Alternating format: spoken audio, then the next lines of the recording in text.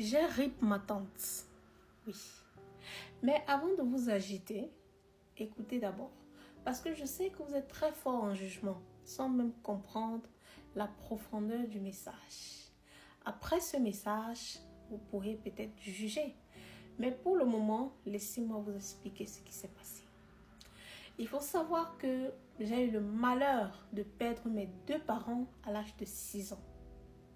Et je vous assure que depuis que mes parents sont décédés, je n'ai plus jamais retrouvé le sourire.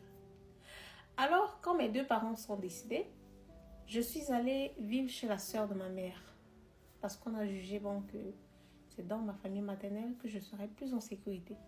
Et puis de toute façon, ma famille paternelle, je ne les connais pas. Donc, il n'y a que ma famille maternelle. Et donc, je suis allée vivre chez ma tante. Je vous rappelle qu'elle a 3 enfants. 2 filles et un garçon. Et depuis que j'ai mis mes pieds chez ma tante, je n'ai plus jamais vu une de ces filles travailler. J'étais devenue la bonne à tout faire à la maison. C'est moi qui cuisinais. Je lavais le sol. Je faisais la lessive. Je faisais la vaisselle. La lessive de ces 2 filles et de son garçon.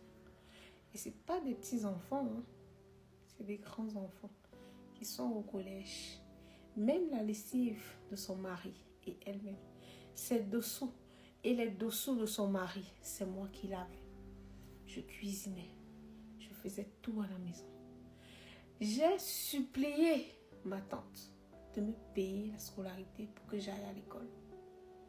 Ma tante a refusé. Donc il faut savoir que depuis que mes parents sont décédés, je n'ai plus jamais mis mes pieds à l'école. Aujourd'hui, j'ai 23 ans et 23 ans de vie de galère. Un jour, j'ai rencontré un homme qui était prêt à m'épouser. Vraiment un homme gentil, humble, très fructueux. Et son humilité même m'étonne parce que généralement, les hommes fructueux ne sont pas aussi humbles.